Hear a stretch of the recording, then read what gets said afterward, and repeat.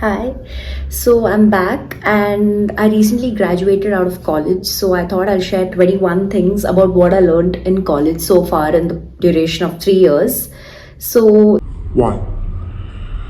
do you remember that group of friends or like the group of acquaintances or just a group of people in your college or school whom you would get really intimidated by? Like they would be the cool group who would you need to prove a point to get into, or you had no access to. They would be too cool to talk to you. They would I don't know, make you feel very intimidated. Where are they now? Like literally, where are they now? You took so much of your headspace because of them, and literally now they're non-existent. Like they are non-existent. At least in my life, I would spend so much time thinking about that one group.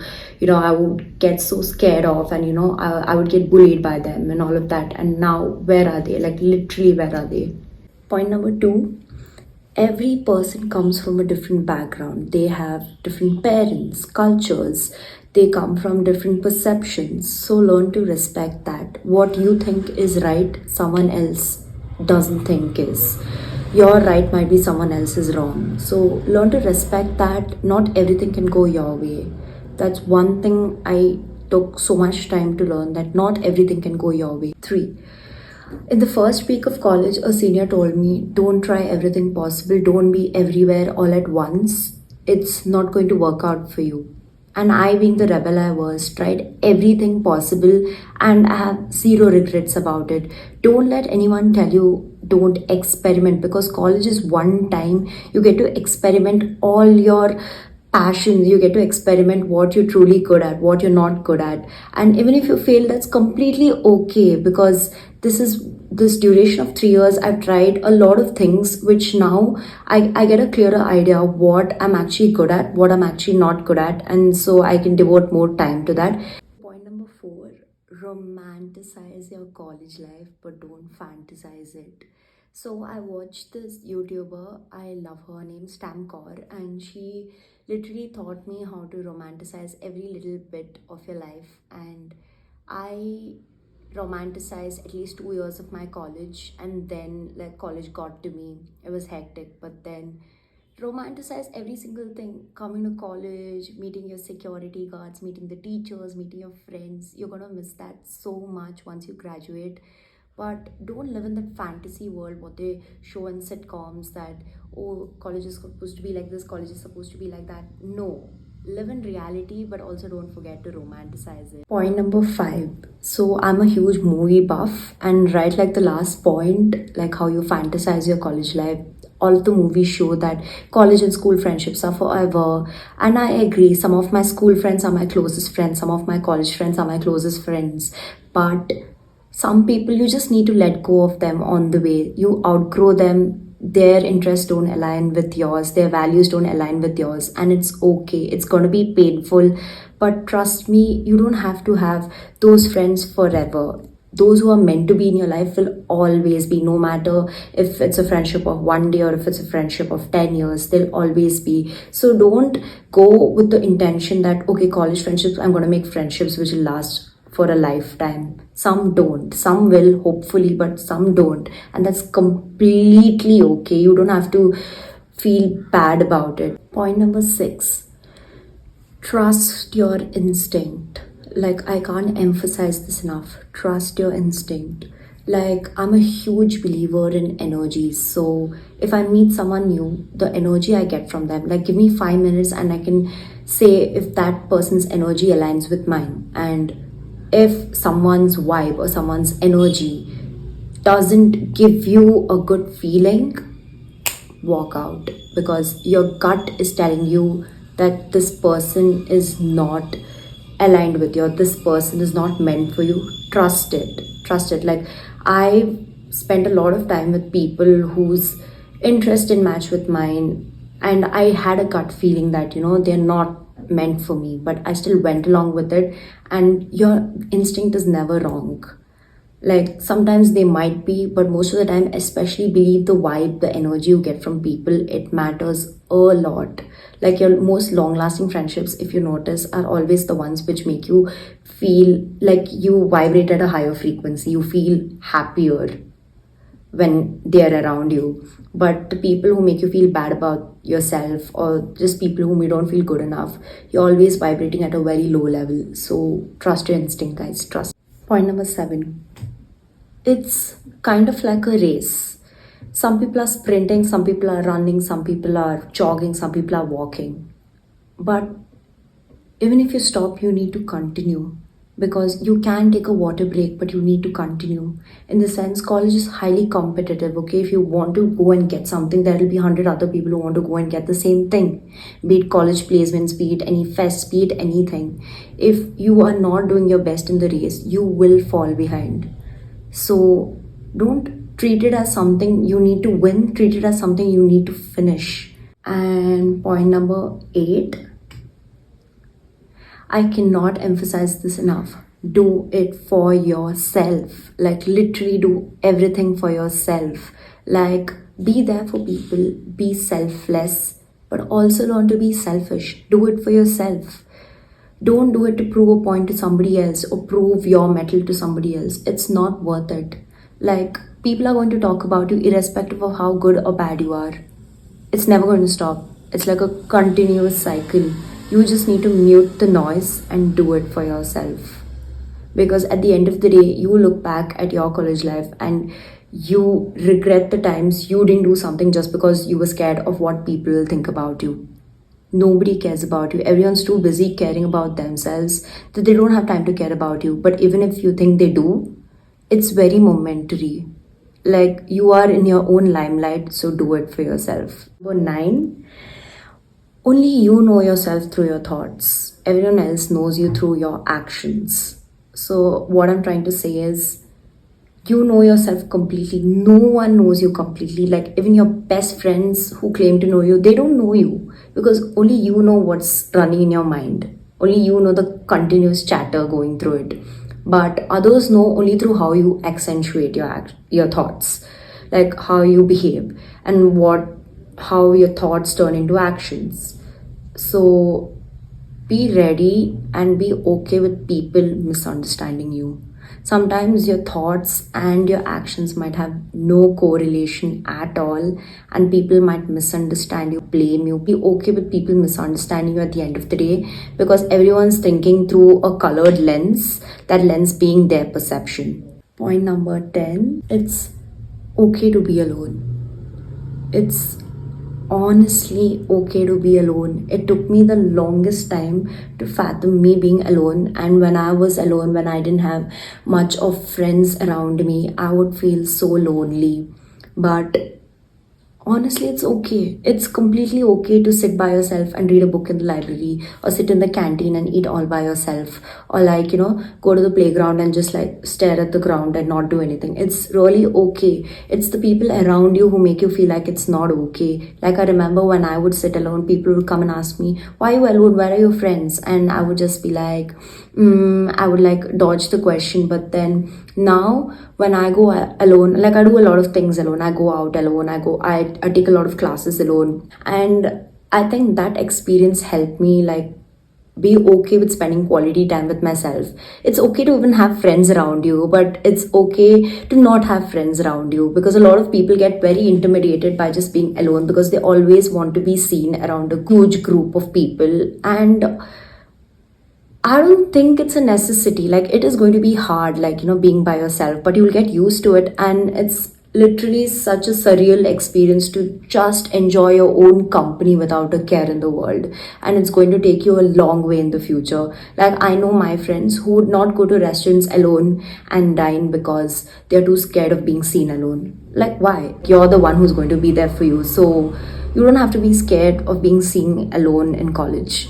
Point number 11. This is contradictory to the previous point I made. That is, you're not alone. Even when you think you are, you're not alone. So when I used to spend a lot of alone time in college, I would feel like a loner. I would be like sitting alone and eating, and I would feel really lonely. But I remember this one day where I was sitting in the canteen and eating, and I saw a bunch of other people all sitting by themselves and doing things they want to. Like some are playing video games, some are like some are playing on their phone, some are like eating like very nervously, like they're looking around if people are looking at them, and then some are just like, watching a show.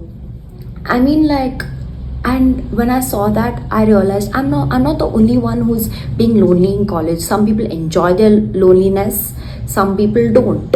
And I just saw two ends of the same spectrum of people where one person's enjoying their alone time and some people aren't. So, I thought a lot of times, sometimes I would go up to them and talk to them, and I've made the most unimaginative friendships with them just because we bonded over our loneliness.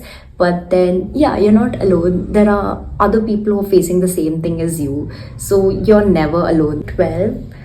Sharing is a love language. So for me, sharing food was a love language. I bonded with so many people just because we've shared what we bought from home. We shared our dabbas and we've had the most insane memories together. Sharing thoughts, sharing books, sharing common memories of our childhood. I think sharing as a whole is a form of connection. You bond with people. Like, I remember I met my one friend coincidentally at a bus stop, and then we both of us realized we are bibliophiles. We love books, and we just bonded over it so much. She even gave me a book, which was by far the most sweetest thing anyone has done for me. And it was just a beautiful friendship which nurtured just because we had common interests. So always try to find people who have common interests with you. Point number 13. Let friendships happen organically. Don't force it. A lot of people are not in the headspace to become friends with you, or they just don't want to forge new connections, and that's okay. You don't have to force it, which just becomes an uncomfortable experience for you and them both. 14. Don't let peer pressure stop you or make you do things you personally don't want to. So in college, a lot of you fall prey to peer pressure. You just want to do certain things because everyone's doing it or because your friend group is doing it. Just don't. If you don't have your heart in it, if you don't want to do a certain thing, just don't. And don't let it stop you from doing what you truly want to do. I have missed out on some of the biggest experiences of my life because my friends weren't doing it, and I just felt like, oh, they are not doing it, let me not do it. They just wanted to chill and do nothing rather than putting their efforts into something. So I genuinely wanted to, but I just got carried away, and I do have regrets about it, but at least I learned my lesson that never let peer pressure consume you. Number 50. Don't take friendship so seriously. Don't let it consume so much of your head that you stop paying attention to your own life, to your own self, because just because you have to be part of a friendship, and if and when they do happen to leave or they're not part of your life anymore, it is going to affect every aspect of your life. You are not going to be in your right mind for a long period of time. So I would suggest not to take your friendship so seriously. Like, be invested in it, but don't be over invested in it to a point where you don't have an identity of your own. So make an identity of your own. Don't be associated with the identity of another person. Build a name for your own self. Be known for what you are, what your talents are, what your personality is, than just being a tag along. Number 16. You must have heard that you are the average of the top 5 people around you, and that is so, so, so true. Like, if you don't surround yourself with people who are going to level up your life, you are just going to be here. Or worse, if they are here, they're going to pull you back here. So always surround yourself with people smarter than you, people who have qualities which you want to embody, people who have interests that you want to develop. They will always help you go to the next level. So do not surround yourself with people whom you don't see something you can learn from, because they're always going to pull you down. Point number 17. So, teachers are human too. They make mistakes too. Treat them as humans. Treat them as people who have the knowledge what you don't currently have and which you want to learn from. But do not hold grudges against them because you're the only one who's going to lose in the end. I remember a teacher whom I genuinely didn't like because she took my favorite book, which I was literally closing before she was about to teach, and she never returned it back to me till date. And I was harboring so much hate for her. But then what did I gain in the end? Nothing. I did score a centum in a subject, but I didn't gain anything else emotionally. Like, I just harbored so much hate towards her. So learn to let it go with teachers. 18, be an observer. Like, this is one quality which has helped me learn so much from college, just by noticing what people say, how people react, what their body language is. You learn so much about people. You become so aware about what certain things are. You learn so much from people just by observing them, just by observing the surroundings around you. You become so aware about what you like, what you don't like. Be interested in people, be an observer, be a good listener. These things help you go a long way, be it your corporate life, be it your school or your college life. 19, fests are not overrated. Fests are the most fun part of college, be it organizing a fest or be it volunteering for it or just participating in it. It gives you the ultimate confidence you need in college. Just facing a group of audience, the judges, different participants fighting to win the same spot as you, it is crazy. Like, I've been to few fests, and the energy, the whole vibe of the fest is at another level. Like, if you are starting college or if you're still in college, please, I urge you to be part of all the fests you possibly can, because this is the single most experience you do need in your college lifetime. Number 20, popularity is illusion. Trust me when I say it.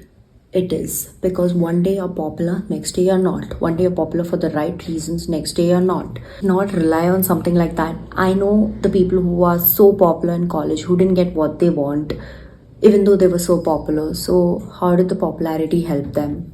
Right? So don't strive for it, be your authentic self. You will attract the most important and right people in your life if you are just yourself. People love you for who you are and not someone who portrays them to be someone else. Do not try to be someone else just to fit in. It's not worth it in the long run. So yeah, and even if you think they won't accept you the way you are, that's not worth it. You need to leave. But just stay true to yourself, stay true to your values and roots. Last point number 21. So, exams and attendance. I cannot emphasize enough the importance of attendance. So, please maintain attendance at the beginning of the year so you can attend the fests and exams you want in the end. The smartest people I know have backlogs and they're not able to clear it because they have to write supplies, and it is stressful as it is to write exams. On top of that, studying for additional subjects which are not even in your syllabus right now is hard, it's stressful, it's hectic. So to avoid that, please study for your exams and maintain a decent attendance. And even if people say marks don't matter, to an extent it does in college. I know people who are not able to sit for placements just because they had backlogs. So try to maintain a decent mark so that you can apply for the dream job you want, or you can just get placed, or if you want to apply for higher studies, you do need a good decent score. So please, kids, study. You have to. It will scare you, but try to maintain a decent grade. Do your best. We have come to the end of the video. These are 21 things I learned during my course of 3 years in college. I hope you gained something from it. Even if you didn't, if you have some constructive feedback, please leave it in the comments. I'm so excited to finally start my YouTube channel after so much of overthinking. But I'm just like, I'm going to go for it. Like, irrespective of what, who, I'm gonna go for it. And it's very intimidating to shoot myself in front of a camera and put myself out there talking about my experiences, but I can't preach if I don't follow them, right? So this is 2023. we are not letting a fear take over us, right? So, here, have a good college life. Let me know what your experiences are like, and I'll see you in the next video. Bye.